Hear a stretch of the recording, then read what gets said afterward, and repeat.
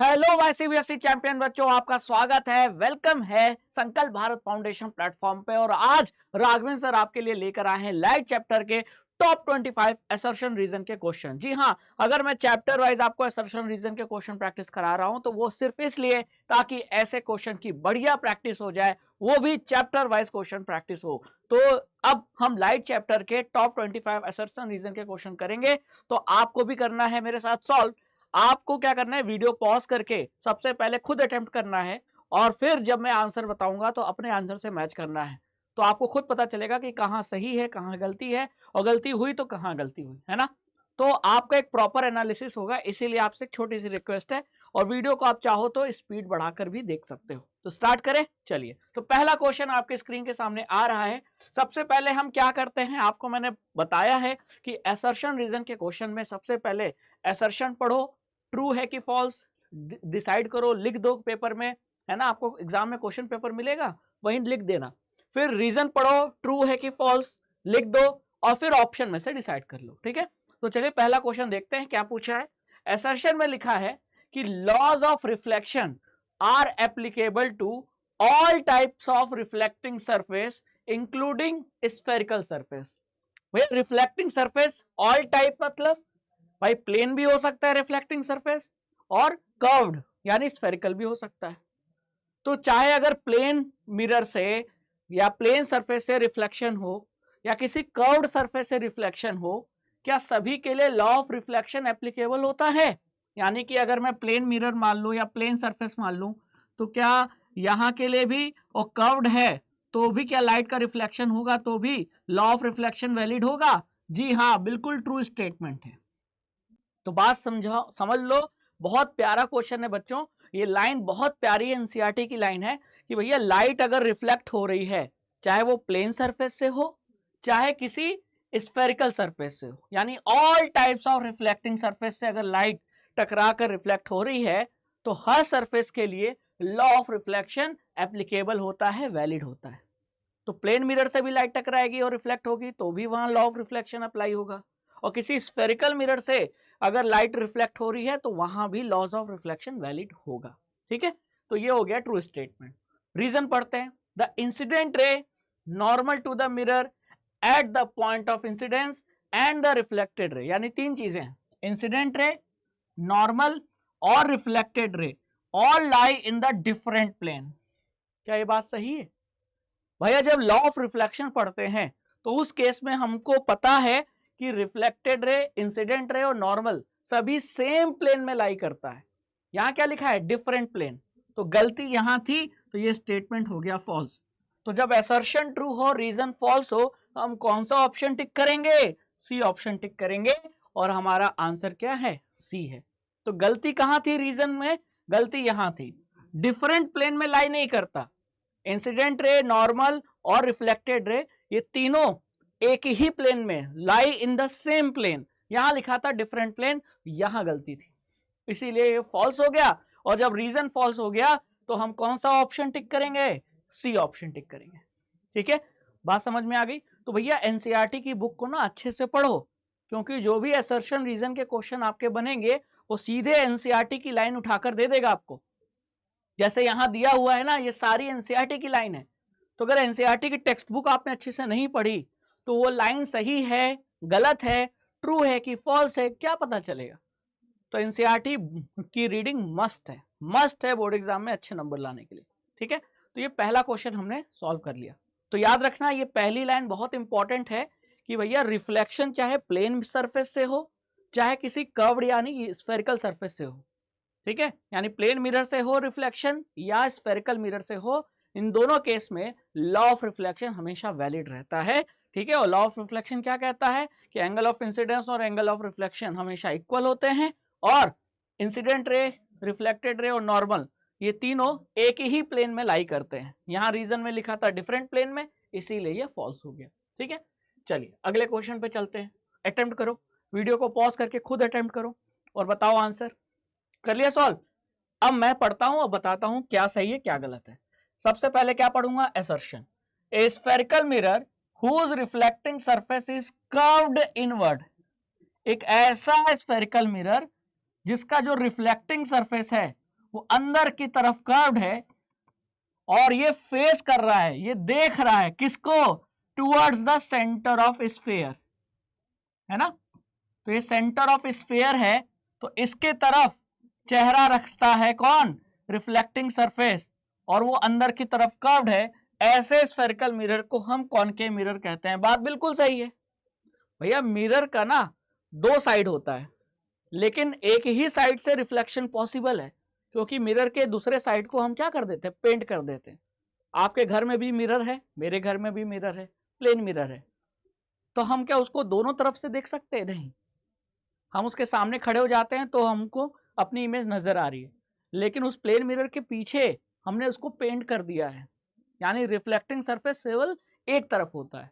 ठीक उसी तरह कॉनकेव मिरर हो या कॉन्वेक्स मिरर हो, उनका भी रिफ्लेक्टिंग सरफेस एक तरफ होता है। तो अगर रिफ्लेक्टिंग सरफेस किसी स्फेरिकल मिरर का अंदर की तरफ कर्व्ड है, ये देखो, और फेस कर रहा है किसको, सेंटर ऑफ स्फीयर को, तो वो हो जाएगा कॉनकेव मिरर। और अगर किसी स्फेरिकल मिरर का रिफ्लेक्टिंग सरफेस आउटसाइड कर्व्ड है, क्या है, कर्व्ड इनवर्ड्स नहीं, कर्व्ड आउटवर्ड, जैसे ये देख रहे हो, और वो सेंटर ऑफ स्फीयर को फेस नहीं कर रहा, क्योंकि सेंटर ऑफ स्फीयर तो यहां बनेगा और वो कर्व्ड आउटसाइड है, तो उसका फेस इस सेंटर के अपोजिट है, तो वो कॉन्वेक्स होगा। तो ये स्टेटमेंट बिल्कुल ट्रू है, ठीक है। तो याद रखना, कॉनकेव मिरर का जो रिफ्लेक्टिंग सरफेस होता है वो इनवर्ड्स कर्व्ड होता है, और कॉन्वेक्स मिरर का जो रिफ्लेक्टिंग सरफेस होता है वो आउटवर्ड कर्व्ड होता है, यानी बाहर की तरफ उभरा होता है, ठीक है। रीजन क्या लिखा है, image formed by plane mirror is always virtual, erect and laterally inverted. Plane mirror जो इमेज बनाता है वो वर्चुअल बनाता है, इरेक्ट बनाता है, और लैटरली इन्वर्टेड, यानी कि उल्टा, उल्टा मतलब लैटरली उल्टा, है ना। लैटरली उल्टा का मतलब अगर आर ऐसे है तो प्लेन मिरर में जो उसकी इमेज बनेगी वो ऐसे बनेगी, है ना। तो ये उल्टा है, लेकिन उल्टा वर्टिकली नहीं है, लैटरली है। तो ये बात बिल्कुल सही है, लेकिन दोनों स्टेटमेंट ट्रू होने के बावजूद भी ऊपर वाली असर्शन को ये रीजन एक्सप्लेन कर रहा है क्या, नहीं, बिल्कुल एक्सप्लेन नहीं कर रहा है, लेकिन दोनों स्टेटमेंट ट्रू है, तो हमारा B option is the right answer, ठीक है। B answer is the right answer. बात समझ में आ गया। तो लैटरल इन्वर्टेड का भी मतलब समझ में आ गया आपको, और ये भी समझ में आ गया कि जो प्लेन मिरर में इमेज बनती है, मिरर में हमेशा कौन सी इमेज बनती है, मिरर के अंदर जो दिख रही है, ठीक है, मिरर के अंदर जो दिख रही है वो हमेशा वर्चुअल इमेज बनती है। तो प्लेन मिरर के अंदर आप जो अपनी इमेज देख रहे हो वो वर्चुअल होगी, इरेक्ट होगी, और लैटरली इन्वर्टेड होगी, ठीक है, क्लियर। तो बात समझ में आ गई। तो ये लाइन बहुत इंपॉर्टेंट थी, कर्व्ड इनवर्ड। तो ऐसा स्फेरिकल मिरर जिसका रिफ्लेक्टिंग सरफेस अंदर की तरफ कर्व्ड है वो कॉनकेव मिरर, और ऐसा मिरर जिसका रिफ्लेक्टिंग सरफेस आउटवर्ड कर्व्ड है वो कॉन्वेक्स मिरर, ठीक है। चलो क्वेश्चन नंबर 3 पे चलते हैं। क्या लिखा है, कॉन्वेक्स लेंसेज और also called converging lenses. Convex lens को हम कन्वर्जिंग लेंस भी कहते हैं। बात बिल्कुल सही है, जी हाँ, कॉन्वेक्स लेंस को कन्वर्जिंग लेंस और कॉनकेव लेंस को डाइवर्जिंग लेंस। याद रखना, ये मैं लिख देता हूं, कॉन्वेक्स लेंस मतलब कॉन्वर्जिंग, और अगर कॉनकेव है तो डाइवर्जिंग। लेकिन ये नाम पड़ा क्यों, ऐसा क्यों कहते हैं, रीजन में लिखा है कि कॉन्वेक्स लेंस लाइट्स को कन्वर्ज करता है किसके तरफ, towards principal axis. Convex lens converges light rays towards principal axis, यानी अगर ये प्रिंसिपल एक्सिस है और ये हमने कॉन्वेक्स लेंस यूज किया, तो प्रिंसिपल एक्सिस के पैरेलल अगर कोई लाइट रे जा रही होगी तो कॉन्वेक्स लेंस उसे कन्वर्ज कर देगा किसके तरफ, प्रिंसिपल एक्सिस के तरफ, है ना। तो ये प्रिंसिपल एक्सिस की तरफ कन्वर्ज कर दिया, तो इसीलिए क्योंकि प्रिंसिपल एक्सिस के तरफ कन्वर्ज किया है, इसीलिए तो कॉन्वेक्स लेंस को कन्वर्जिंग कहते हैं। और कॉनकेव लेंस क्या करता है, कॉनकेव लेंस प्रिंसिपल एक्सिस से दूर कन्वर्ज करता है, तो उसे हम दूर मोड़ देता है, तो इसीलिए हम कॉनकेव लेंस को डाइवर्जिंग कहते हैं, ठीक है। कॉनकेव लेंस का आपका कहानी पता है ना, ये प्रिंसिपल एक्सिस, लाइट रे आई, दूर मुड़ गई, देखो जाना था सीधे लेकिन प्रिंसिपल एक्सिस से दूर मुड़ गई, दूर मुड़ गई, तो ये प्रिंसिपल एक्सिस के दूर मोड़ रहा है, इसीलिए ये डाइवर्जिंग लेंस है, कॉन्केव लेंस। और convex lens parallel light race को प्रिंसिपल एक्सिस के तरफ मोड़ रहा है, इसीलिए कन्वर्जिंग लेंस है।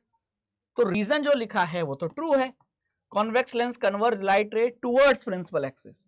तो टुवर्ड्स प्रिंसिपल एक्सिस क्या, इसीलिए उसे कन्वर्जिंग कहते हैं, बिल्कुल सही, नहीं तो और किस लिए कहेंगे, है ना। तो दोनों स्टेटमेंट ट्रू है और करेक्ट एक्सप्लेनेशन भी है, तो हमारा आंसर क्या होगा, ए होगा। क्या होगा, ए होगा। बात समझ में आई।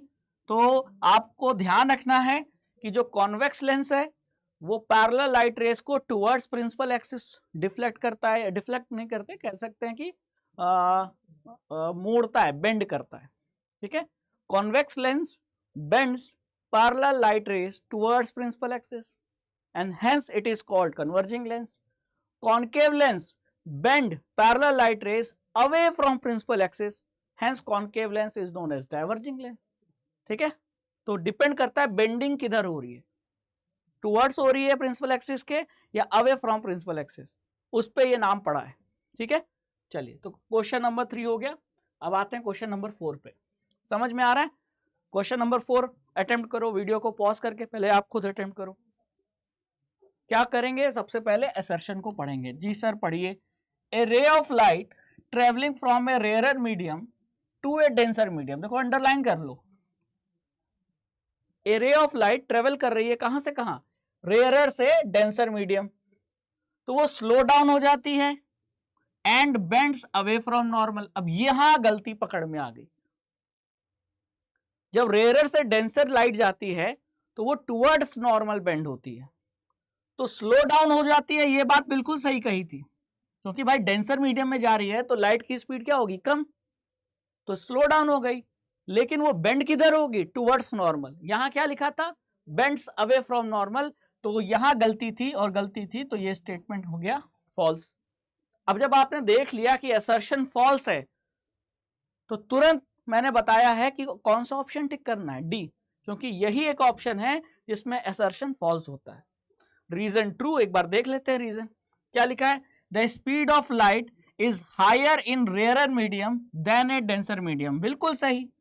लाइट की स्पीड का रिफ्रैक्टिव इंडेक्स या कह लो कि मीडियम की डेंसिटी के साथ इनवर्स रिलेशन होता है, यानी मीडियम जितना डेंस होता जाएगा लाइट की स्पीड उतनी कम होती जाएगी, और मीडियम जितना रेयरर होगा लाइट की स्पीड उतनी ही ज्यादा होगी। तो स्टेटमेंट बिल्कुल ट्रू है, तो असर्शन फॉल्स, रीजन ट्रू, हमारा ऑप्शन होगा डी, और ये हमारा सही आंसर आ गया।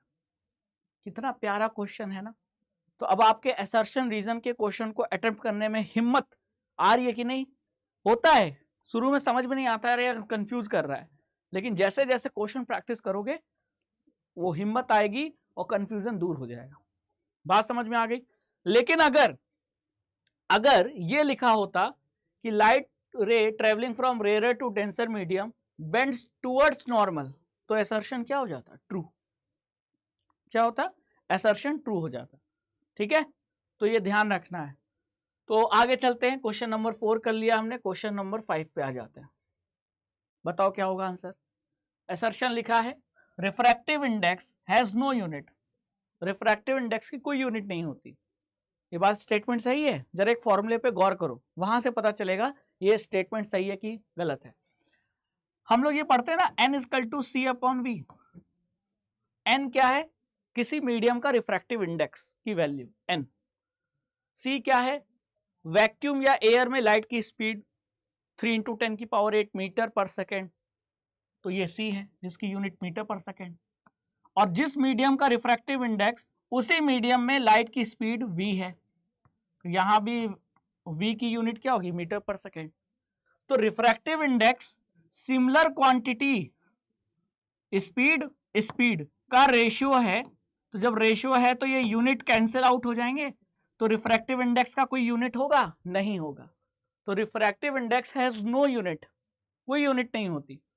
स्टेटमेंट बिल्कुल ट्रू है।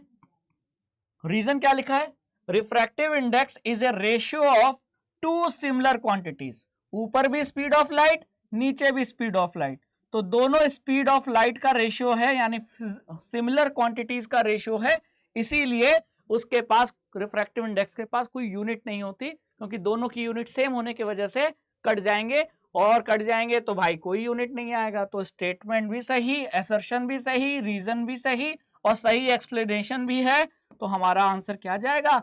ए जाएगा। बात समझ में आई कि नहीं? आ गई सर, आ गई, बिल्कुल क्लियर। तो ये तो आपको ध्यान रखना है कि ऐसा क्यों होता है, और ये फॉर्मूला भी ध्यान रखना है। रिफ्रैक्टिव इंडेक्स और स्पीड को रिलेट करने वाला फॉर्मूला यही है, और ये फॉर्मूले पे क्वेश्चन भी आता है बोर्ड एग्जाम। ठीक, चलो आगे चलते हैं क्वेश्चन नंबर 6 पे। क्या लिखा है? असर्शन को पढ़ते हैं। The magnification produce by concave mirror. दिमाग में जरा कॉनकेव मिरर का इमेज फॉर्मेशन लाओ। तो जो कॉनकेव मिरर मैग्निफिकेशन प्रोड्यूस कर रहा है किसी ऑब्जेक्ट का, जो कि कहाँ रखा गया है? पोल और फोकस के बीच में। ठीक है, अब जरा याद करो, ये रहा कॉनकेव मिरर, है ना, ये कॉनकेव मिरर है, हाँ सर है। ये रहा इसका प्रिंसिपल एक्सिस, ठीक है, ये है आपका पोल और ये है फोकस। अब ऑब्जेक्ट यहां रखा है बिटवीन पोल एंड फोकस, तो ये तो स्पेशल केस हो गया ना। कॉनकेव मिरर के सामने अगर ऑब्जेक्ट पोल और फोकस के बीच में हो तो कॉनकेव मिरर कैसा इमेज बनाता है?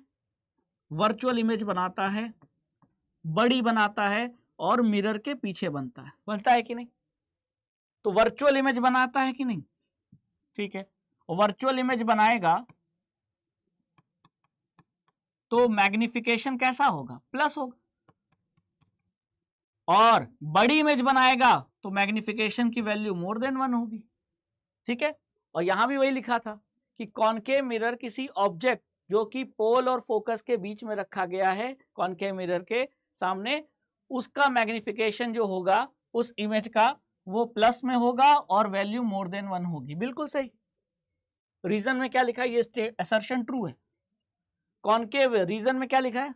Concave mirror can make real and enlarge image of an object place between pole and focus. Reason में लिखा है कि कॉनकेव मिरर पोल और फोकस के बीच में रखे हुए ऑब्जेक्ट की रियल इमेज बनाता है और एनलार्ज इमेज बनाता है। तो ये स्टेटमेंट गलत है। क्यों गलत है? क्योंकि हम जानते हैं कि अगर ऑब्जेक्ट पोल और फोकस के बीच में है, कॉनकेव मिरर के केस में अगर ऑब्जेक्ट पोल और फोकस के बीच में है तो जो इमेज बनती है वो वर्चुअल बनती है, ना कि रियल बनती है। वर्चुअल बनती है, इरेक्ट बनती है, मिरर के पीछे बनती है और बड़ी बनती है। तो यहां तो रियल लिखा था, इसीलिए रीजन फॉल्स हो गया। और वर्चुअल इमेज बन रही है तो मैग्निफिकेशन का साइन क्या होगा? प्लस। और बड़ी एंड लार्ज इमेज बन रही है तो मैग्निफिकेशन की वैल्यू क्या होगी? More than 1। और इसीलिए असर्शन सही है, क्योंकि यहां लिखा था कि पॉजिटिव होगा और मैग्निफिकेशन की वैल्यू मोर देन 1 होगी। तो असर्शन सही है, रीजन फॉल्स है, तो हमारा सी ऑप्शन जिंदाबाद है। तो सी ऑप्शन सही होगा, है ना। तो पढ़ना पड़ेगा, पूरा समझना पड़ेगा, एनालाइज करना पड़ेगा। अगले क्वेश्चन पे चलते हैं, क्वेश्चन नंबर 7। क्या लिखा है? The value of focal length, the value of focal length of a concave mirror is taken as negative and the convex mirror is taken as positive.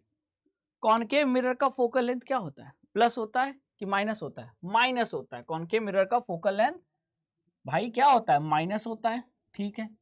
और कॉन्वेक्स मिरर का focal length क्या होता है? Positive होता है। और यही लिखा भी है असर्शन में, तो जो लिखा है वो सही लिखा है, ट्रू होगा, है ना। फोकल लेंथ बिल्कुल सही लिखा है कि कॉनकेव मिरर का फोकल लेंथ नेगेटिव और कॉन्वेक्स मिरर का फोकल लेंथ पॉजिटिव। फिर रीजन क्या लिखा है? All distances parallel to the principal axis. Principal axis के पैरेलल कोई भी डिस्टेंस अगर आप मेजर करोगे मिरर के केस में, तो वो मेजर कहां से होगा? पोल ऑफ द मिरर से होगा, ठीक है। तो मिरर में सारी डिस्टेंस जो है वो कहां से मेजर करते हैं? अब आप जरा इमेजिन करो, जैसे ये मान लो कि ये कॉनकेव मिरर है, ये कॉनकेव मिरर है, ये रहा प्रिंसिपल एक्सिस, ठीक है, और ये रहा इसका पोल। तो पोल से ही या तो राइट या तो लेफ्ट। तो डिस्टेंस तो जो भी मेजर हो रही है वो राइट या लेफ्ट, तो वो मेजर कहां से हो रही है? पोल से ही। तो प्रिंसिपल एक्सिस के पैरेलली अगर आप कोई भी डिस्टेंस मेजर करोगे तो वो हमेशा पोल से ही मेजर करोगे। बात बिल्कुल सही लिखी है, ट्रू। लेकिन अब ये डिसाइड करना है कि क्या ये रीजन ऊपर वाले का एक्सप्लेनेशन है। अब आप बताओ, पोल से डिस्टेंस मेजर करते हैं इसलिए कॉनकेव मिरर का फोकल लेंथ माइनस है, नहीं फिट नहीं बैठ रहा, तो इसका मतलब ये रीजन सही एक्सप्लेनेशन नहीं है। ठीक है, तो दोनों स्टेटमेंट ट्रू, पर सही एक्सप्लेनेशन नहीं होने के कारण आंसर क्या आ जाएगा? B is the right answer. भाई देखो, ये कॉनकेव मिरर है, इसका फोकल लेंथ माइनस इसलिए होता है क्योंकि जो इसका कॉनकेव मिरर का फोकस है वो किधर होता है? Left side. और डिस्टेंस कहां से मेजर करते हैं? पोल से। तो फोकस तक की जो दूरी है उसको मेजर करने के लिए आपको पोल से लेफ्ट जाना पड़ेगा। ये रीजन है, ये सही रीजन है, क्योंकि लेफ्ट जाना पड़ रहा है पोल से आपको फोकस तक। भाई पोल से फोकस के बीच की डिस्टेंस को मेजर करना है, वही डिस्टेंस होता है फोकल लेंथ। तो आप शुरुआत कहां से करोगे? पोल से। अब कॉनकेव मिरर का फोकस लेफ्ट साइड, तो पोल से लेफ्ट जाओगे तो माइनस। ये रीजन है ना कि कॉनकेव मिरर का फोकल लेंथ माइनस क्यों होता है। और वहीं अगर कॉन्वेक्स मिरर होता, तो इसका फोकस जो होता है वो राइट साइड होता है। ठीक है, बात समझ में आई? ये लाइट रे आई, ऐसे मुड़ गई, तो इसको अगर आप बढ़ाओगे तो यहां फोकस है, तो आपको पोल से किधर जाना पड़ रहा है? राइट जाना पड़ रहा है। तो फोकल लेंथ मेजर करने के लिए आपको कॉन्वेक्स मिरर में राइट जाना पड़ता है और कॉनकेव मिरर में लेफ्ट जाना पड़ता है। इसलिए फोकल लेंथ कॉनकेव मिरर का नेगेटिव और कॉन्वेक्स मिरर का फोकल लेंथ पॉजिटिव होता है। इसलिए नहीं कि सारी डिस्टेंस पोल से मेजर कर रहे हैं। ठीक है, क्लियर? तो एक्सप्लेनेशन सही क्या होता? ए ऑप्शन कब होता टिक करते? जब यहां रीजन में ये लिखा होता कि to measure the focal length in case of concave mirror we have to move left side from the pole, इसलिए तब ये सही होता। And right side from the pole in case of convex mirror, तब ये सही होता रीजन। ऐसा तो कहीं नहीं लिखा था यहाँ। ठीक है, तो ये आपको ध्यान रखना है कि रीजन कब सही होगा कब सही नहीं होगा। ठीक है भैया, लेफ्ट और राइट जाने पर डिसाइड हो रहा है ना कि माइनस और प्लस, लेकिन हम ये बोल रहे हैं पोल से मेजर करेंगे, तो पोल से मेजर करेंगे, इससे कैसे पता चलेगा कि माइनस है कि प्लस? पता तब चलेगा जब हम ये बोले कि लेफ्ट जाना है कि राइट जाना है। ठीक है, चलो क्वेश्चन नंबर 8 पे आते हैं। क्या लिखा है? असर्शन पढ़ो जरा ध्यान से। A ray passing through the centre of curvature of a concave mirror, किसी कॉनकेव मिरर के, जैसे मान लो ये कॉनकेव मिरर है, ये फोकस और ये सेंटर ऑफ कर्वेचर। ठीक है, तो लिखा है कि किसी सेंटर ऑफ कर्वेचर से पास होने वाली लाइट रे जब किसी कॉनकेव मिरर से रिफ्लेक्ट होती है तो वो उसी रास्ते पर वापस लौट जाती है, यानी is reflected back along the same path. सही लिखा है क्या? बिल्कुल सही लिखा है, ट्रू। चाहे कॉनकेव मिरर हो चाहे कॉन्वेक्स मिरर। ठीक है, सी से आ रही है तो वापस सी पर लौट जाएगी, ये बात बिल्कुल सही लिखा है। लेकिन रीजन में क्या लिखा है? The incident ray falls on the mirror along the normal to the reflecting surface, यानी कि ये जो लाइट रे कॉनकेव मिरर पे पड़ रही है, इंसिडेंट हो रही है, ये along द नॉर्मल इंसिडेंट हो रही है। यानी कि जैसे ये मान लो ये सरफेस है, ठीक है, तो नॉर्मल भी ऐसा है और रे भी उसी के along इंसिडेंट हो रही है। इसका मतलब परपेंडिकुलर इंसिडेंट हो रही है, और जब जब परपेंडिकुलर इंसिडेंट होती है तो वो उसी अपने रास्ते को वापस से रिट्रेस करती है। ठीक है, तो बात तो बिल्कुल सही लिखी है, रीजन भी ट्रू है और सही एक्सप्लेनेशन भी है ना? Clear? The incident ray falls on the mirror along the normal to the reflecting surface, और इसीलिए वो अपने पाथ को रिट्रेस कर रही है, reflected back along the same path. तो आंसर सही है, दोनों स्टेटमेंट ट्रू है और सही एक्सप्लेनेशन भी है, तो आंसर क्या होगा? ए होगा। ठीक है भाई, याद रखो, देखो इसको ऐसे याद रखो। अगर ये प्लेन मिरर है, बच्चा लोग थोड़ा ध्यान से देखो, प्लेन मिरर है, ठीक है, हम लोग जो डायग्राम बनाते हैं उसमें नॉर्मल को ऐसा दिखा देते हैं और ऐसा दिखाते हैं इंसिडेंट रे, दिखाते हैं कि नहीं? हाँ सर। लेकिन जरूरी थोड़ी है कि इंसिडेंट रे नॉर्मल के साथ कुछ एंगल बनाए। ऐसा बिल्कुल पॉसिबल है, ऐसा बिल्कुल पॉसिबल है कि जैसा नॉर्मल है उसी के अलोंग लाइट रे क्या करे, इंसिडेंट करे। तो जब इंसिडेंट करेगी तो ये प्लेन मिरर के सरफेस के क्या हो जाएगी, परपेंडिकुलर, और नॉर्मल के साथ एंगल कितना बन रहा है, 0।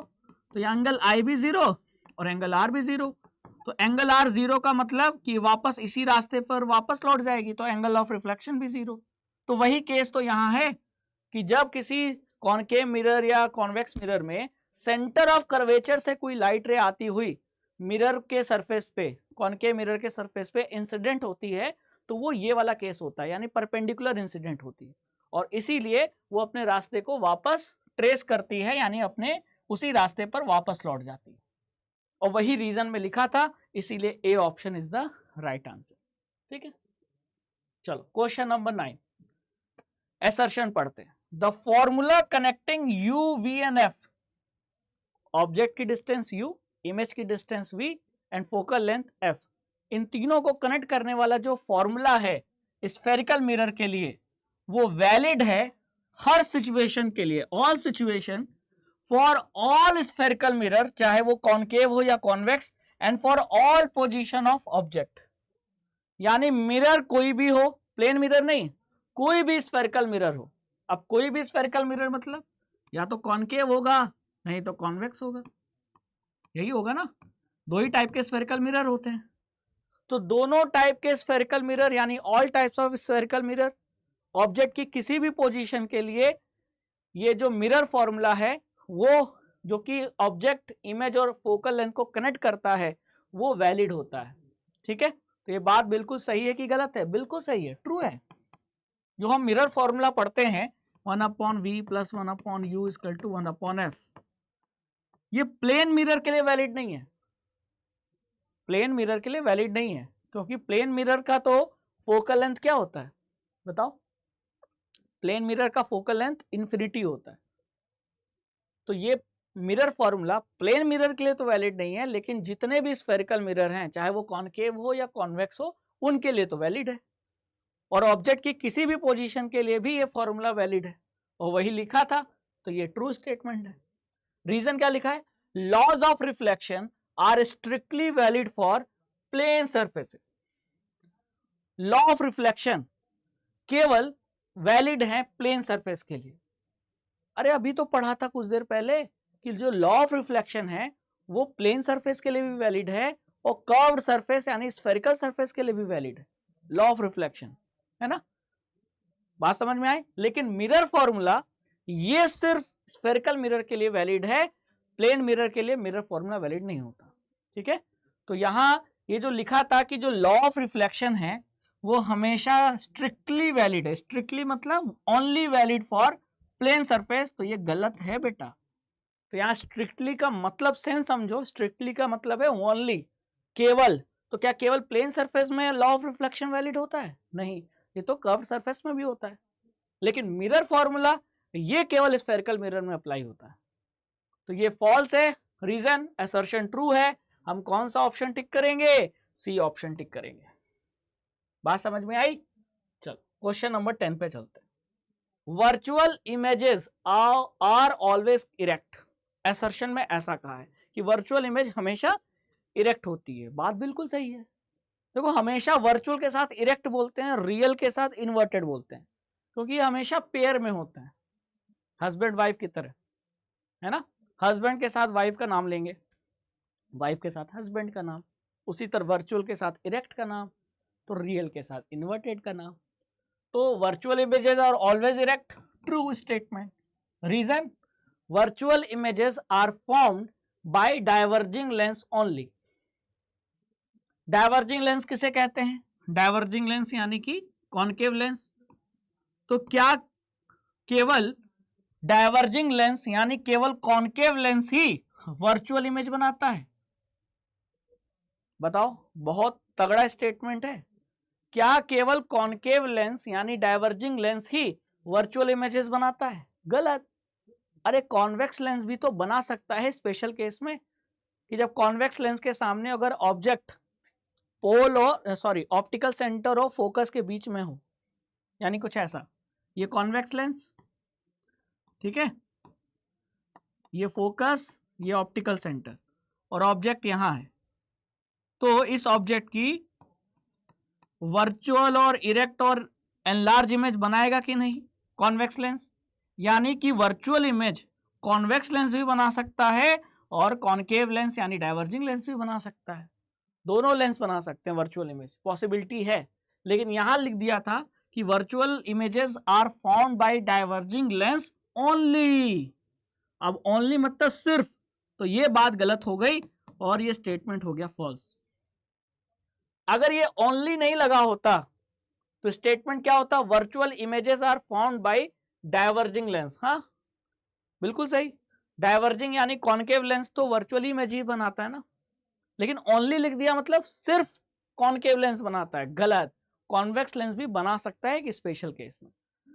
तो असर्शन ट्रू है, रीजन फॉल्स है, तो हम क्या टिक करेंगे? सी टिक करेंगे। इस क्वेश्चन का आंसर होगा सी। क्लियर?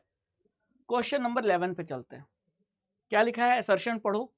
The refractive index. अच्छा एक बात ये बताओ, वीडियो पॉज करके पहले खुद ट्राई कर रहे हो कि नहीं? बेटा वो ज्यादा जरूरी है। मैं बताता चलूं, आप सुनते चलो, तब तो पढ़ाई नहीं होगी। आपको पहले खुद अटेम्प्ट करना होगा, खुद आंसर निकालना होगा, फिर मेरे आंसर से मैच करना होगा, तब एनालाइज करो कि हाँ कितना सीखा है, कितने गलत हुए, कितने सही हुए। ठीक है, चले आगे। The refractive index of a medium determines the speed of light in that medium. किसी मीडियम में लाइट की स्पीड किस पे डिपेंड करेगी? मीडियम की डेंसिटी पर। और मीडियम की डेंसिटी की है, डेंसर है कि रेयरर है, ये कैसे पता चलेगा? जब उस मीडियम का आपको क्या बता दिया जाए? रिफ्रैक्टिव इंडेक्स की वैल्यू, है ना। जैसे मान लो कि दो मीडियम है ए और बी, और दोनों का मैंने रिफ्रैक्टिव इंडेक्स की आपको वैल्यू बता दी। एक का बता दिया 1.37 और दूसरे का बता दिया 1.56। अब आप बताओ स्पीड ऑफ लाइट कहाँ ज्यादा होगी? तो आपने कहा ए में। बिल्कुल सही। क्यों? ए का रिफ्रैक्टिव इंडेक्स की वैल्यू कम है, मतलब ए रेयरर है। बी का रिफ्रैक्टिव इंडेक्स की वैल्यू ज्यादा है, मतलब बी डेंसर है। और लाइट की स्पीड रेयरर में ज्यादा होगी, डेंसर में लाइट की स्पीड कम होगी। यानी कहीं ना कहीं लाइट की स्पीड रिफ्रैक्टिव इंडेक्स से डिसाइड हो रहा है। बिल्कुल, क्योंकि रिफ्रैक्टिव इंडेक्स से डेंसिटी का पता चल रहा है और डेंसिटी डिसाइड कर रही है स्पीड ऑफ लाइट। तो ये स्टेटमेंट जो लिखा है कि refractive index of a medium determines the speed of light in that medium, ये बिल्कुल ट्रू स्टेटमेंट है, इसमें कोई शक ही नहीं। Reason, speed of light in kerosene is more than in alcohol. अभी मैं कैसे बताऊंगा? मेरे पास कोई पहले से डाटा तो है नहीं। बता सकते हैं, अगर आपको केरोसिन और अल्कोहल का रिफ्रैक्टिव इंडेक्स का वैल्यू याद हो तो आप डिसाइड कर सकते हैं, जैसा मैंने अभी डिसाइड किया था। ठीक है, तो अब ए और बी ना लेकर मैं ये दोनों मीडियम ले लेता हूं जो यहां दिया है। क्या दिया है? केरोसिन और अल्कोहल। ठीक है, केरोसिन का रिफ्रैक्टिव इंडेक्स की वैल्यू कितनी होती है? 1.44। और ये याद कैसे करें? एनसीईआरटी में टेबल दिया हुआ है, बस वहीं से मैंने क्वेश्चन बनाया। अल्कोहल का रिफ्रैक्टिव इंडेक्स कितना होता है? वैल्यू 1.36। ठीक है, तो कौन रेयरर है, कौन डेंसर है? तो जहां रिफ्रैक्टिव इंडेक्स की वैल्यू कम है वो रेयरर है, और जहां रिफ्रैक्टिव इंडेक्स की वैल्यू ज्यादा है वो डेंसर मीडियम है। तो लाइट की स्पीड कहां ज्यादा होगी? रेयरर में, यानी अल्कोहल में। लिखा क्या है? Speed of light in kerosene is मोर। तो स्टेटमेंट क्या लिखा है? गलत लिखा है। स्पीड ऑफ लाइट कहां ज्यादा होगी? अल्कोहल और केरोसिन के कंपेयर करें तो अल्कोहल में लाइट की स्पीड ज्यादा होगी। तो ये जो रीजन है, ये रीजन आपका फॉल्स है।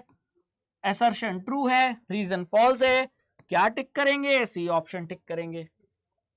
अब इतना तो आपको याद करना पड़ेगा एग्जाम टाइम में। अगर आपको जो एनसीईआरटी में टेबल दिया है तो थोड़े बहुत एग्जाम्पल याद कर लो कि आइस का कितना होता है, वाटर का, अल्कोहल का, केरोसिन का, बेंजीन का, डायमंड का।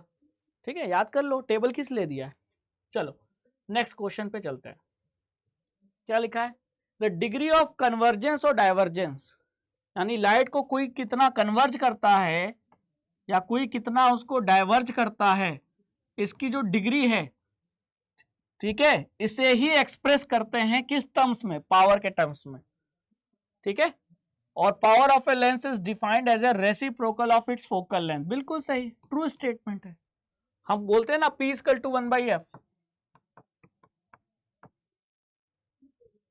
यानी फोकल लेंथ का जो रेसिप्रोकल होगा वही पावर होगा, या पावर कह लो is the reciprocal of focal length of lens. ठीक है, ट्रू स्टेटमेंट है, इसमें कोई गलत नहीं है, बिल्कुल सही लिखा है। रीजन आप आइए पढ़ते हैं। If f is express in metre, अगर इस फॉर्मूले में फोकल लेंथ को मीटर में एक्सप्रेस करेंगे तो जो पावर है वो एक्सप्रेस होगी डायप्टर में, यानी फोकल लेंथ मीटर में तो पावर की यूनिट डायप्टर में। तो ये स्टेटमेंट सही है क्या, बिल्कुल ट्रू है। और जब भी आप ये फॉर्मूला यूज करना, ध्यान रखना फोकल लेंथ को मीटर में रखना। क्वेश्चन में हो सकता है सेंटीमीटर दे और सेंटीमीटर में रख दिया तो आपका आंसर गलत आ जाएगा।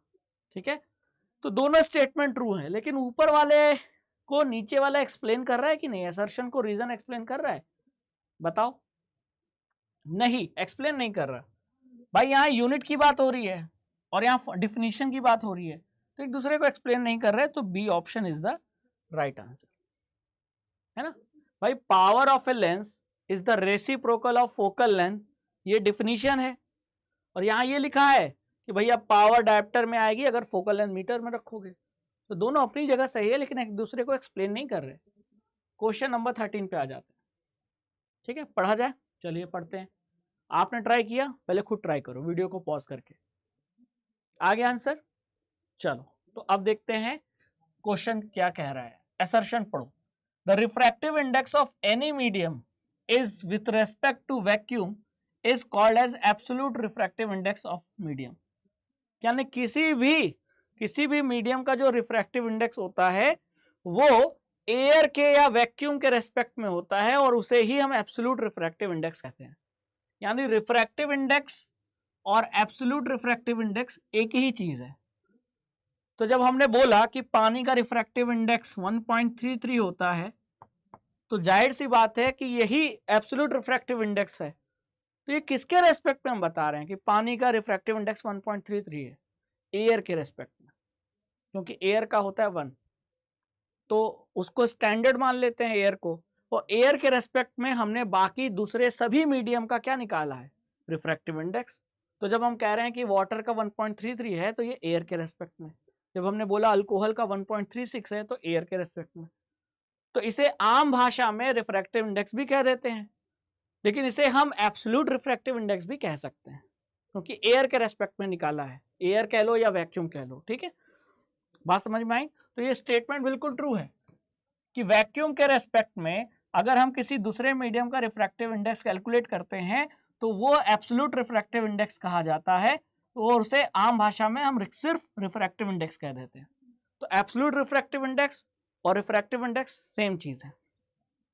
अब रीजन क्या लिखा है, absolute refractive index of ice is more then water. तो एब्सोल्यूट रिफ्रैक्टिव इंडेक्स मतलब रिफ्रैक्टिव इंडेक्स, तो आइस का रिफ्रैक्टिव इंडेक्स कितना होता है, आइस का जो n यानी रिफ्रैक्टिव इंडेक्स होता है वो 1.31 होता है, और वाटर का कितना होता है, ये n जो इसका होता है वाटर का रिफ्रैक्टिव इंडेक्स यानी n, वो 1.33 होता है। अब ये कहाँ से मुझे याद है, आपको कहाँ से याद आएगा, एनसीईआरटी में जो टेबल दिया है रिफ्रैक्टिव इंडेक्स का वहां से। तो रिफ्रैक्टिव इंडेक्स आइस का तो कम होता है वाटर के रिस्पेक्ट में, ये डाटा देख के पता चल रहा है। और रीजन में लिखा था कि आइस का एब्सोल्यूट रिफ्रैक्टिव इंडेक्स मोर होता है, यानी ज्यादा होता है। तो ये स्टेटमेंट क्या है, ये स्टेटमेंट जो है वो गलत है, फॉल्स है। तो ये true, reason false, C option is the right answer. ठीक है, बात समझ में आई। वाटर का हमको लगता है ना कि आइस मजबूत है तो उसकी रिफ्रैक्टिव इंडेक्स की वैल्यू ज्यादा होगी, नहीं, आइस का रिफ्रैक्टिव इंडेक्स कम होता है, पानी का रिफ्रैक्टिव इंडेक्स ज्यादा होता है। यानी अगर लाइट आइस से वाटर में जाएगी तो उसकी स्पीड क्या हो जाएगी, तो वाटर आइस के कंपैरिजन में क्या है, डेंसर है, तो स्पीड ऑफ लाइट वाटर में कम हो जाएगी और वो नॉर्मल की तरफ बेंड होगी। ठीक है, तो ये चीज समझ में आ गई। तो बहुत ही इंपॉर्टेंट ये था फैक्ट जो आपको नहीं पता था। ठीक है, तो एग्जाम टाइम में अगर पूछ लेता तो कंफ्यूजन होता, तो अभी मैंने क्वेश्चन करा दिया। ठीक है, चलिए आगे चलते हैं क्वेश्चन नंबर 14 पे। क्या लिखा है, a convex lens can form a real and magnified image of an object. A convex lens किसी ऑब्जेक्ट की रियल इमेज और मैग्नीफाइड इमेज बना सकता है। बिल्कुल सही, ट्रू। ऐसा कब बनाएगा, तो जरा देखो, याद करो, ये कॉन्वेक्स लेंस ऑब्जेक्ट रखा है, ठीक है, और कहां रखा है, फोकस और डबल फोकस यानी 2f और f के बीच में अगर ऑब्जेक्ट है तो जो उसकी इमेज बनेगी वो कहां बनेगी, बताओ, वो यहां बनेगी। ये देखो यहां बनेगी, है ना। तो कैसी बनेगी, रियल बनेगी, क्योंकि एक लाइट रे ऐसे जाएगी, दूसरी लाइट रे ऐसे आएगी, दोनों यहां मिलेगी तो रियल इमेज बनेगी। इन्वर्टेड बनेगी और एनलार्ज यानी मैग्नीफाइड बनेगी, तो रियल भी बन रही है, मैग्नीफाइड भी बन रही है ये केस में, तो ट्रू है।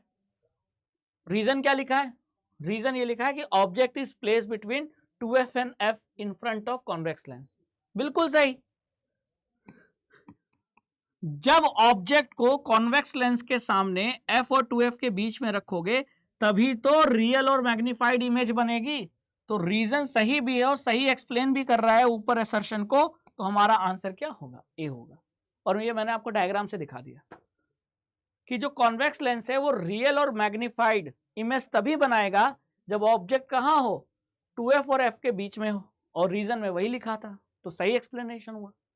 ठीक है, चलो क्वेश्चन नंबर 15 पे। Concave lens always form virtual erect and enlarge image. बात सही है क्या, कॉनकेव लेंस हमेशा वर्चुअल इरेक्ट और एनलार्ज इमेज यानी मैग्नीफाइड इमेज बनाता है। तो देखो, वर्चुअल इमेज बनाता है ये बात सही थी, इरेक्ट बनाता है बात सही थी, लेकिन एनलार्ज बनाता है ये बात गलत हो गई। क्यों सर, क्योंकि कॉनकेव लेंस वर्चुअल इरेक्ट और डिमिनिश्ड इमेज बनाता है यानी छोटी इमेज, एनलार्ज नहीं। तो वर्चुअल इरेक्ट तो सही था, लेकिन यहां आकर गलत हो गया, तो पूरा स्टेटमेंट असर्शन भी गलत हो गया। आज समझ में आई क्यों गलत हुआ, गलती इस वजह से हुई। कॉनकेव लेंस का जो इमेज बनता है, कॉनकेव लेंस जो इमेज बनाता है वो हमेशा स्मॉल बनाता है, मतलब इसको कहते हैं डिमिनिश्ड इमेज बनाता है, कभी भी मैग्नीफाइड या एनलार्ज इमेज नहीं बनाता। ठीक है, वो कॉन्वेक्स लेंस बनाएगा, रियल वर्चुअल इरेक्ट और एनलार्ज वो कॉन्वेक्स लेंस बनाएगा, कॉनकेव लेंस नहीं। रीजन में क्या लिखा है, a ray of light passing through the optical centre of a concave lens will emerge without any deviation. ठीक है, किसी कॉनकेव लेंस के ऑप्टिकल सेंटर से अगर कोई लाइट पास होगी तो वो बिना किसी डेविएशन के सीधे गुजर जाएगी। बिल्कुल सही लिखा है। ऑप्टिकल सेंटर चाहे कॉनकेव लेंस का हो चाहे कॉन्वेक्स लेंस का हो, दोनों केस में ऑप्टिकल सेंटर से अगर कोई लाइट रे गुजर रही है, चाहे वो कॉनकेव लेंस का ऑप्टिकल सेंटर हो या कॉन्वेक्स लेंस का ऑप्टिकल सेंटर हो, लाइट रे सीधी पास होगी विदाउट एनी डेविएशन। तो ये आपका ट्रू था रीजन, असर्शन फॉल्स था, तो असर्शन फॉल्स हुआ, रीजन ट्रू हुआ। डी ऑप्शन हम टिक करेंगे और आगे बढ़ जाएंगे, आंसर डी है। ठीक है, क्लियर। चलो क्वेश्चन नंबर 16, क्या लिखा है, mirror formula is valid in, mirror formula याद आ गया, 1/v + 1/u = 1/f। Mirror formula is valid in all situation for all spherical mirror for all position of object. ठीक है, ट्रू है ना, सभी स्फेरिकल मिरर के लिए वैलिड होता है, प्लेन मिरर के लिए वैलिड नहीं होता। तो यहाँ कहाँ लिखा था, यहाँ तो लिखा ही है कि सभी, for all spherical mirror and for all position of object, बिल्कुल सही लिखा है। रीजन में क्या लिखा है, magnification is expressed as the ratio of height of image to the height of object. Magnification का मतलब height of image upon height of object का रेशियो ही मैग्निफिकेशन होता है। ये भी ट्रू है, दोनों स्टेटमेंट ट्रू है। लेकिन ऊपर वाले को नीचे वाला रीजन सेटिस्फाई एक्सप्लेन नहीं कर रहा, तो हम ए नहीं टिक करेंगे, हमारा आंसर क्या होगा? बी होगा। क्लियर? बात समझ में आई? तो ध्यान रखना, law of reflection plane mirror और स्फेरिकल मिरर दोनों के लिए वैलिड है, लेकिन मिरर फॉर्मूला सिर्फ स्फेरिकल मिरर के लिए वैलिड है। ठीक है, चलो क्वेश्चन नंबर 17, वीडियो को पॉज करो और सॉल्व करो। आगे आंसर, चलो मैं देखता हूं। असर्शन पढ़ते हैं, क्या लिखा है? Convex mirror are commonly used as rear view wing mirror in vehicles. गाड़ी चला रहे हैं तो गाड़ी में दो मिरर होते हैं, एक गाड़ी में वैसे तो बहुत सारे मिरर आप रख, मतलब मेनली दो मिरर होते हैं। एक जो गेट के बाहर ड्राइवर साइड जो बाहर देख रहा है ऐसे, और एक जो ऊपर नीचे गाड़ी के अंदर ऊपर लगा होता है, वो रियर व्यू मिरर है, और बगल वाले को जो बाहर निकला है उसे साइड व्यू मिरर भी कहते हैं। दोनों में कॉन्वेक्स मिरर यूज होता है। तो ये स्टेटमेंट बिल्कुल सही है कि रियर व्यू मिरर में हम कॉन्वेक्स मिरर का यूज करते हैं, बिल्कुल सही। रीजन लिखा है कि convex mirror are preferred because they always gives an erect and diminished image. तो रियर व्यू मिरर में हम कॉन्वेक्स मिरर क्यों यूज करते हैं? इसलिए उन्हें यूज करते हैं, उन्हें प्रेफर किया जाता है क्योंकि जो कॉन्वेक्स मिरर होते हैं वो हमेशा इरेक्ट और डिमिनिश्ड इमेज देते हैं। तो ये बात तो सही है कि कॉन्वेक्स मिरर हमेशा वर्चुअल, इरेक्ट और डिमिनिश्ड इमेज बनाता है। कॉन्वेक्स मिरर कभी भी रियल इमेज नहीं बनाता, वो हमेशा वर्चुअल और डिमिनिश्ड इमेज बनाता है। ठीक है, अब आप ही बताओ, आप गाड़ी चला रहे हो, पीछे से एक बड़ा सा ट्रक आ रहा है, आपका पीछा कर रहा है, ओवरटेक करना चाह रहा है, तो आप चाह रहे हो कि मैं उस पीछे से आने वाले ट्रक को देख लूं, गाड़ी चलाते चलाते देख लूं। तो आपने गाड़ी में क्या लगा दिया? साइड में मिरर, गेट के पास। भाई ड्राइवर जहां बैठा है दरवाजा के पास एक निकला हुआ मिरर होता है, साइड व्यू मिरर, तो वो चाह रहा है पीछे से आने वाली चीजें उसमें दिखाई दें।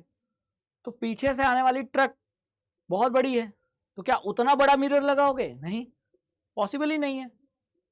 नहीं तो कार छोटी आपकी, मिरर बड़ा हो जाएगा, तो आप कोई ना कोई छोटा मिरर लगाओगे। तो आप चाह रहे हो कि बड़ा सा ट्रक, ट्रक क्या है आपके लिए? ऑब्जेक्ट, उस बड़े से ऑब्जेक्ट का आपको शीशे में छोटी इमेज मिले, और शीशे में जो इमेज मिलेगी वो वर्चुअल होगी। तो वर्चुअल और डिमिनिश्ड इमेज चाहिए आपको, तभी काम बनेगा। और ऐसा पॉसिबल किस मिरर के साथ है? कॉन्वेक्स मिरर के साथ है। तो इसीलिए उसे हम रियर व्यू मिरर में यूज करते हैं। तो रीजन सही एक्सप्लेनेशन है असर्शन का, तो आंसर है ए। ठीक है, कॉन्वेक्स मिरर वर्चुअल, इरेक्ट और डिमिनिश्ड यानी छोटी इमेज बनाता है, इसीलिए तो हम उसे रियर व्यू मिरर में यूज करते हैं, ताकि बड़े ऑब्जेक्ट को छोटा करके दिखा दे वो। तो हम जब गाड़ी चलाते चले मिरर में देख रहे हैं, या बाइक चला रहे हैं तो मिरर में देख रहे हैं, है ना, मिरर से देखते हैं ना पीछे से कौन आ रहा है, तो वो मिरर क्या कर रहा है? उस मिरर में हम इमेज देख रहे हैं, और उस मिरर में जो इमेज है वो पीछे से आने वाले बड़े ऑब्जेक्ट की है। तो बड़े ऑब्जेक्ट की छोटी इमेज और शीशे में दिख रही है, तो वर्चुअल इमेज है। तो ये कौन बनाएगा? कॉन्वेक्स मिरर ही बनाएगा। ठीक है, चलो क्वेश्चन नंबर 18 पे आ जाते हैं। क्या लिखा है? Large concave mirrors are used to concentrate sunlight to produce heat in solar furnace. बात सही है क्या? सोलर फर्नेस का डिजाइन याद आ रहा है? ये देखो कॉनकेव मिरर, ठीक है, ये हमने फिक्स कर दिया। अब सन से आ रही है लाइट रेज, तो सन इंफिनिटी पर है, तो सन से आने वाली लाइट रेज क्या होंगी? पैरेलल। और ये सारी पैरेलल लाइट रेज जब ऑब्जेक्ट इंफिनिटी पर है और लाइट रेज पैरेलल हैं, तो ये रिफ्लेक्शन के बाद कहां से पास होंगी? एक कॉमन पॉइंट से पास होगी, जिस पॉइंट को हम क्या कहेंगे? फोकस। तो इस पॉइंट पर हीट बढ़ जाएगी, क्योंकि आपने लाइट रेस को जो अलग अलग डायरेक्शन अलग जा रही थी उन सभी को एक तरफ मोड़ दिया। किसकी मदद से? कॉनकेव मिरर की मदद से। और फिर यहाँ कुकर रख दिया, सोलर कुकर बन गया। तो सन की लाइट से, सन की हीट से आप खाना पका रहे हो, तो आपने कौन सा मिरर यूज किया है?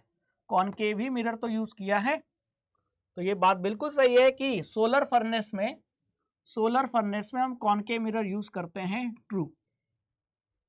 रीजन क्या है? Convex mirror is used as shaving mirror to see a larger image of the face, अपने चेहरे की बड़ी इमेज देखने के लिए हम शेविंग मिरर कॉन्वेक्स मिरर का बनाते हैं। गलत, फॉल्स। फॉल्स इसलिए कि जो आपका शेविंग मिरर है वो कॉनकेव मिरर ही होता है। दाढ़ी बनाने वाला शेविंग मिरर या डेंटिस्ट जो मिरर यूज करके आपके दांतों को देख रहा है वो, चाहे सोलर फर्नेस, इन तीनों केस में, दाढ़ी, डेंटिस्ट, सोलर फर्नेस, तीनों केस में कॉनकेव मिरर यूज हो रहा है। ठीक है, तो ये आपका फॉल्स हो गया, ये ऊपर वाला ट्रू है। सी ऑप्शन हम टिक करेंगे और आगे बढ़ जाएंगे।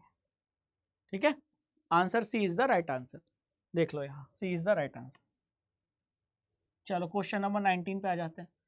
The angle of incidence is greater than angle of refraction when light passes from rare to denser medium. अब जरा डायग्राम से समझो, ये रेयर मीडियम है, ये डेंसर मीडियम है। ठीक है, लाइट रे कुछ ऐसे इंसिडेंट हुई, ये रहा नॉर्मल। अब रेयर से डेंसर जा रही है तो ये किधर बेंड होगी, टुवर्ड्स नॉर्मल कि अवे फ्रॉम नॉर्मल, तो ये टुवर्ड्स नॉर्मल बेंड होगी।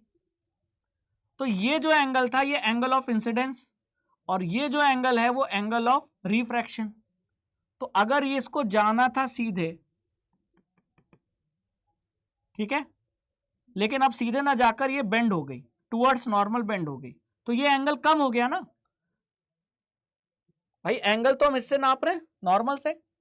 तो लाइट रे को जाना था ऐसे, अब लाइट रे ऐसे ना जाके थोड़ा ऐसे जा रही है, मतलब नॉर्मल की तरफ बेंड हो गई, तो ये एंगल कम हो गया। तो वही तो लिखा है कि the angle of incidence is greater than angle of refraction when light passes from rare to denser medium. बात सही है। ठीक है, ऊपर वाला असर्शन बिल्कुल ट्रू है। अब रीजन पढ़ लेते हैं। व्हेन लाइट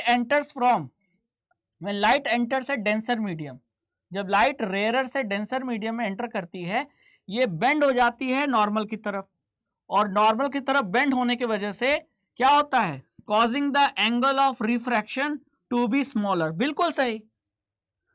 अरे भैया यहाँ एंगल ऑफ रिफ्रैक्शन कम क्यों हो गया, इसीलिए तो कम हो गया। अब आप बताओ, आप खुद ही सोचो, अगर दोनों मीडियम सेम हो तो ये लाइट ऐसे आएगी, ऐसे गुजर जाएगी, है कि नहीं। तो अब यहां मैं नॉर्मल लगाता हूं, तो एंगल ऑफ इंसिडेंस और एंगल ऑफ ये एंगल दोनों बराबर होंगे। हाँ सर बराबर होंगे।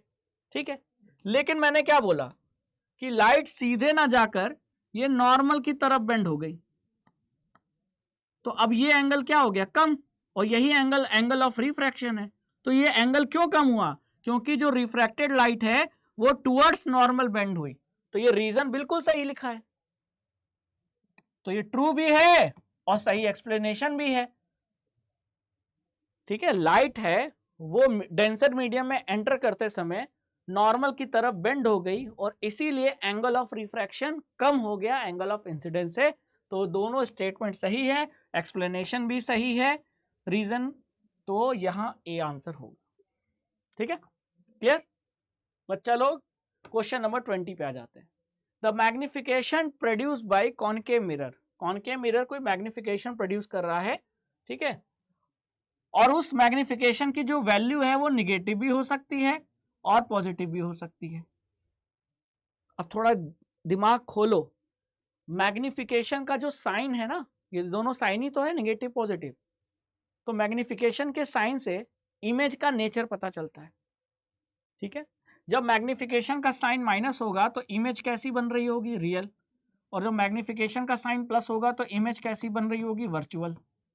तो जरा सोचो, क्या कॉनकेव मिरर रियल और वर्चुअल दोनों इमेज बना सकता है? हाँ, दोनों बना सकता है। कॉनकेव मिरर में एक खासियत है कि वो दोनों टाइप की इमेज बना सकता है। मतलब कॉनकेव मिरर के केस में मैग्निफिकेशन की साइन माइनस और प्लस दोनों हो सकती है। तो स्टेटमेंट बिल्कुल ट्रू है ना। अरे प्लस वर्चुअल इमेज कब बनाएगा, कॉनकेव मिरर के सामने ऑब्जेक्ट को पोल और फोकस के बीच में रख दो, तो जो इमेज बनती है वो कॉनकेव मिरर के पीछे बनती है, वर्चुअल बनती है, डायरेक्ट बनती है, और बाकी सभी केस में रियल बनती है। तो बिल्कुल ट्रू स्टेटमेंट है। रीजन में क्या लिखा है, concave mirror can form both real and virtual image, ये भी स्टेटमेंट ट्रू है।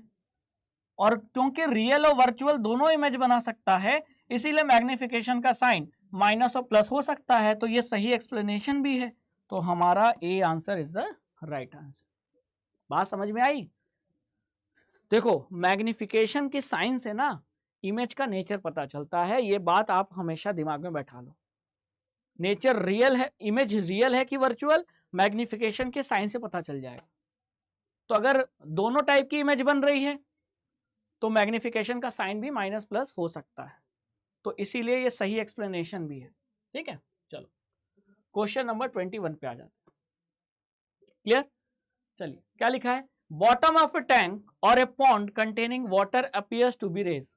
किसी तालाब का जो बॉटम है यानी गहराई है ना, वो कम नजर आती है, यानी बॉटम ऊपर नजर आता है, उभरा हुआ ऊपर नजर आता है। यानी तालाब आपको बाहर से देखने में लगेगा कि गहरा नहीं है, और जैसे ही पैर डाला पता चला डूब गए। ऐसा होता है? हाँ, ये ट्रू है। और ऐसा होता क्यों है? Refraction of light. रीजन में क्या लिखा था? This is due to reflection of light. अब यहां गोटी फंस गई, रिफ्लेक्शन के वजह से नहीं, रिफ्रैक्शन की वजह से। तो जो स्टेटमेंट रीजन लिखा है वो तो गलत हो गया, क्योंकि रिफ्रैक्शन की वजह से ऐसा होता है। तो हम क्या टिक करेंगे? Assertion true, reason false. हम टिक करेंगे सी। ठीक है, चल चले आगे। चल question number 22। The object distance from mirror is always taken negative. Mirror में ऑब्जेक्ट की डिस्टेंस हमेशा नेगेटिव लेते हैं। बिल्कुल सही, ट्रू है। रीजन क्या लिखा है? Object is always placed to the left of the mirror according to the new Cartesian sign convention. यानी मिरर के लेफ्ट साइड हमेशा ऑब्जेक्ट को रखते हैं, और डिस्टेंस कहां से मेजर करना है? पोल से।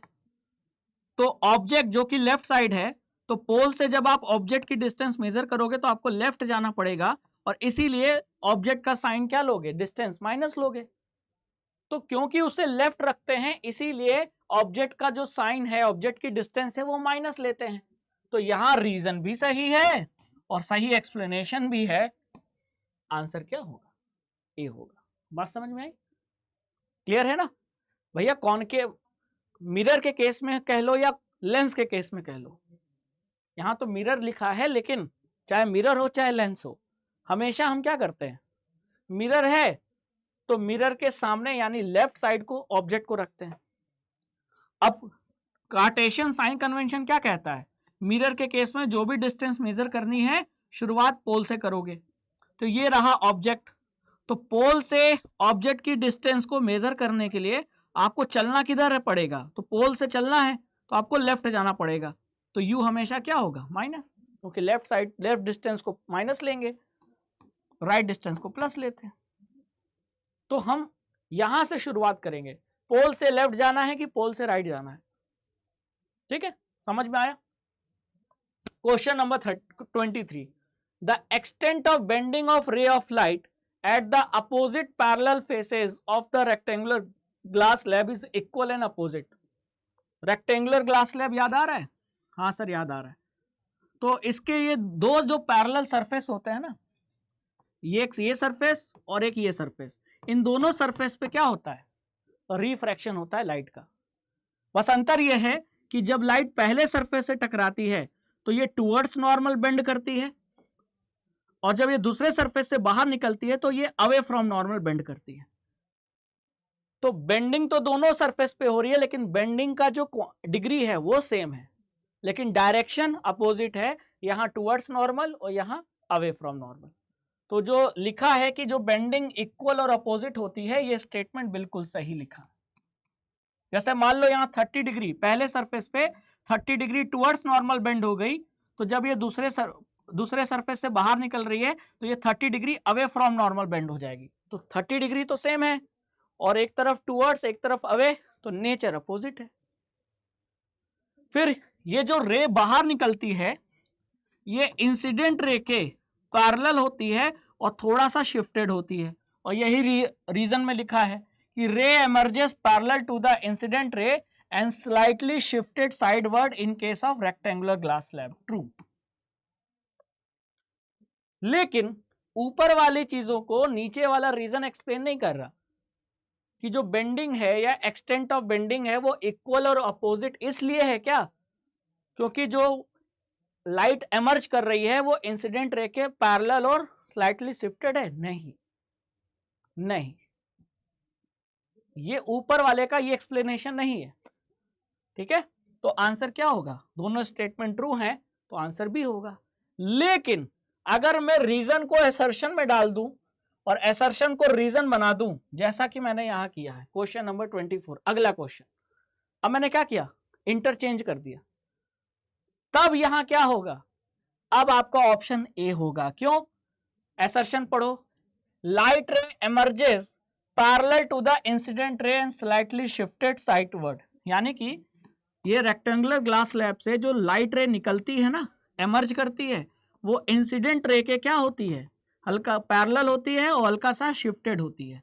तो ये इसीलिए होती है क्योंकि दोनों सरफेस पे जो बेंडिंग हुई है वो इक्वल एंड अपोजिट है। तो वो चीज रीजन में लिखा हुआ है, तो दोनों ट्रू और सही एक्सप्लेनेशन अब हुआ, तब जाकर हम ए ऑप्शन टिक करेंगे। बात समझ में आया? तो कब ए होगा कब बी होगा? देखो 23 में वही था, बस मैंने क्या किया था 24 में इंटरचेंज कर दिया। तो पैरेलल इसलिए है क्योंकि बेंडिंग इक्वल एंड अपोजिट है। ठीक है, तो यहां इसीलिए 24 में ए ऑप्शन है, 23 में बी ऑप्शन टिक किया है। चलिए अब आ जाते हैं लास्ट क्वेश्चन पे। क्या लिखा है? If lens prescribed by optician has power equal to +2 dioptre then lens is convex lens. सही है क्या भाई? लेंस की पावर प्लस में है, तो प्लस में पावर किसकी होगी? तो पावर इक्वल टू 1/f, तो जिसका फोकल लेंथ प्लस में होगा उसका पावर भी प्लस में होगा। कॉन्वेक्स लेंस का फोकल लेंथ प्लस में होता है तो कॉन्वेक्स लेंस का पावर भी प्लस में होगा। तो प्लस में पावर है मतलब लेंस कॉन्वेक्स लेंस है, ट्रू स्टेटमेंट। ठीक है, concave lens has negative power, concave lens का फोकल लेंथ नेगेटिव होता है तो उसका पावर भी नेगेटिव होगा, ट्रू। लेकिन दोनों सही तो है, लेकिन रीजन ऊपर वाले असर्शन का एक्सप्लेनेशन तो है नहीं। कॉन्वेक्स लेंस का पावर प्लस में होता है, इसका एक्सप्लेनेशन ये थोड़ी है कि कॉनकेव लेंस का पावर नेगेटिव होता है। तो हमारा B option is the right answer. ठीक है, तो ये हमने 25 क्वेश्चन असर्शन रीजन के क्या कर लिए? प्रैक्टिस कर लिए। तो हर चैप्टर के मैं आपको 25 असर्शन रीजन के क्वेश्चन दे रहा हूं जो बहुत इंपॉर्टेंट है, जिससे आपके असर्शन रीजन की अच्छी प्रैक्टिस होगी। तो इस वीडियो को यहीं एंड करते हैं। तो बने रहिए संकल्प भारत फाउंडेशन पे और राघवेंद्र सर के साथ फिजिक्स के हर लेक्चर को देखिए, फिजिक्स समझिए, फिजिक्स के कंसेप्ट को क्लियर कीजिए और अपने होने वाली गलतियों को दूर कीजिए। इस तरीके से आप बन सकते हैं टॉपर। तो thank you so much for viewing this lecture. मिलते हैं नेक्स्ट लेक्चर में। जय हिंद, जय भारत।